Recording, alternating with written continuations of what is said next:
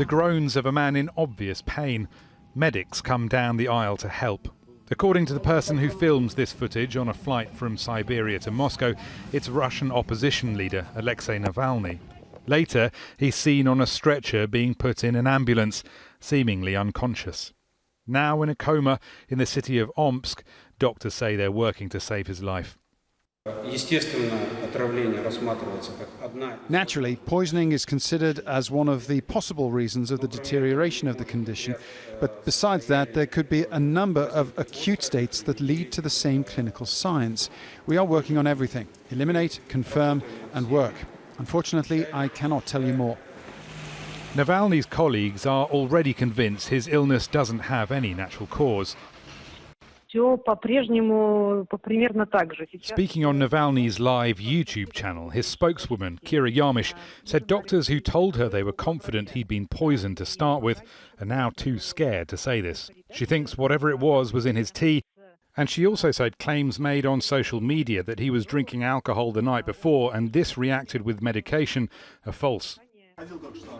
After initially being denied access, Navalny's wife Yulia and his doctor were eventually let in to see him. Charismatic, sometimes abrasive and absolutely fearless, Alexei Navalny is the most prominent Russian opposition figure.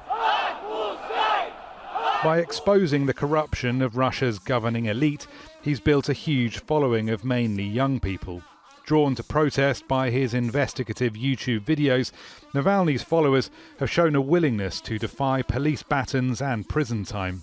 Navalny himself has spent repeated spells behind bars. A fraud case started in 2014 landed him a suspended sentence, a jail term for his brother, and a ban for Navalny himself to challenge Putin in 2018's presidential election. He has persisted despite the state pressure and despite the obvious risks of criticising Vladimir Putin's rule. Another opposition figure, Boris Nemtsov, was shot dead near the Kremlin in 2015. More have left the country. The Kremlin spokesman has wished Navalny a speedy recovery and says any poisoning would need to be confirmed by laboratory tests. Rory, Challands, Al Jazeera. OK, let's bring in Alexandra STOJANOVICH-GODFROID, freelance journalist. She joins us from Moscow. Alexandra, what else do we know about precisely what happened today, as far as we can break it down?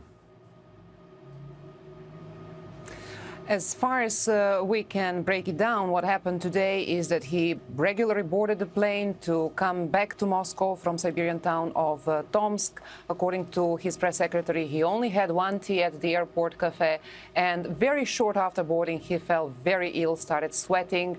We could hear his yells, and then he lost consciousness. He was rushed to the hospital. There was emergency landing in Omsk, and there he's been in coma, and he's been in coma ever since, which is more than 11 hours. For more than 11 hours, he's not regained consciousness. There is a medical ventilator helping him breathe. And doctors say that have been running numerous tests, checking his blood, checking his brain activity, doing other checks on his body functions, and also running toxicology tests. But yet we don't know what happened that caused a generally healthy man of 44 to fall into coma. In the meantime, his wife arrived, his personal doctor arrived, they were let in to see him, but we hear reports now that they left the hospital without, at this point, addressing any media. His family wants to transport him either to Moscow or anywhere in Europe where he could get the treatment, but what they're saying is that they're not getting his medical files, and they're not getting permission from the hospital to get him transported. If they want to transport him, Dmitry Peskov, who is a press secretary of Russian President Vladimir Putin, said that the state will give them assistance if they officially require that. He also said that we should wait for these final results to see if it is indeed poisoning, and if that turns out to be, then there will be an official investigation. A criminal investigation, is something that lawyers of Navalny demand right now. Alexandra, thank you very much. Also in Moscow, Vladimir Sotnikov, a political analyst at the Russian Academy of Sciences. Vladimir Sotnikov, if it is poisoning, who would want to poison him? Well, actually, I think that if it's poisoning, so there might be two possible scenarios, two possible options. Either someone from the political and, well, elite figures in Russia, whom Navalny disclosed that during his fight, so-called fight against corruption, because he is a president of the so-called Russian Foundation for Fight Against Corruption. Or there was an external or internal actor. Well, at this moment, it is not still clear who could be this internal or external actor, who would like to destabilize the internal situation in Russia in the light of what is now happening in Belarus, and to bring about the enhanced protest activities in Russia. Okay, some of the analysts that we've been hearing from in the past few hours have been saying this might be the work of the Kremlin, and I stress the word might, because the Kremlin is very rattled by what's going on in Belarus right now.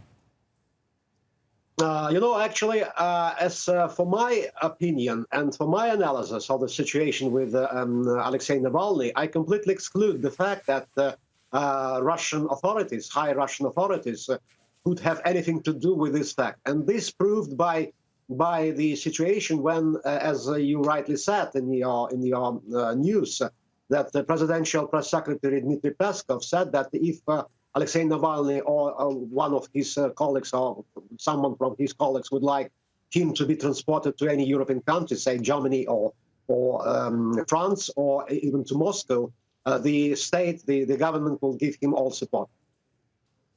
But given all that, even if your analysis of it is completely accurate, the authorities aren't handling this particularly well in one particular way. We understand Mr. Navalny's wife reportedly went to the hospital with her ID and with her passport. They wouldn't let his wife see him because she didn't have their marriage certificate in her possession.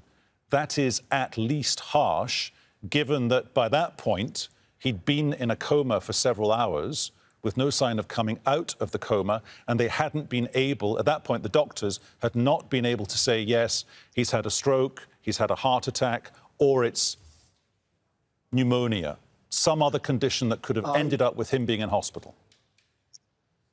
Well, actually, no. According to the medical practice, as far as I'm concerned, in Russia, I don't know about the medical practice and say in the Western countries, I can say anything definite. But before the complete and final diagnosis is established, the doctors have the right, actually, not to let any close relations to the sick patient because of a fear that it might harm him. So I cannot agree with you that this is at least harsh, because this situation with the passport, I don't know, I cannot tell anything about this, but unless the complete come out of the coma of Alexei Navalny will be clear. So I think that in this case, the close relations could be allowed to meet him, to actually visit him in the hospital. Is there an issue here that Mr. Putin probably will not address, and it might be this? Russia has form, it has a track record of poisoning people. I'm thinking about the Skripals, I'm thinking about Salisbury, sleepy little cathedral town in the west of England, where, in effect, Russian operatives used chemical weapons in the open on two members of the public. And even if this is not the handiwork of the Russian president, directly or indirectly, there will be a perception that the Russian elite you're trying to describe for us, how do they operate in a vacuum? Surely somebody high up knows when those people do this kind of thing. Well, all I have to say about this, the situation with Skripals and or Litvinenko case, if you remember that from the past, there was no any proofs, 100% proofs that they were poisoned by someone from the Russian, some person who actually have anything to do with the Russian authorities. This is one thing. Another thing, actually, that it is not actually clear. Again, I'm telling you, it is not actually clear what was the main reason of a sudden worsening of the health of Mr. Alexei Navalny. So I'm seriously doubt, and I'm excluding the fact that the Russian authorities actually are engaged or are standing behind this situation with health of Mr. Alexei Navalny. And I can tell you that the track record of some dubious political killings also there are in some other countries, and this is not the case. I cannot tell anything to you about this because it's not clear whether Mr. Navalny was poisoned or it just a temporary worsening, aggravated worsening of his health. OK, we must leave it there, sir. Thank you very much for joining us here on the Al Jazeera News Hour. Thank you.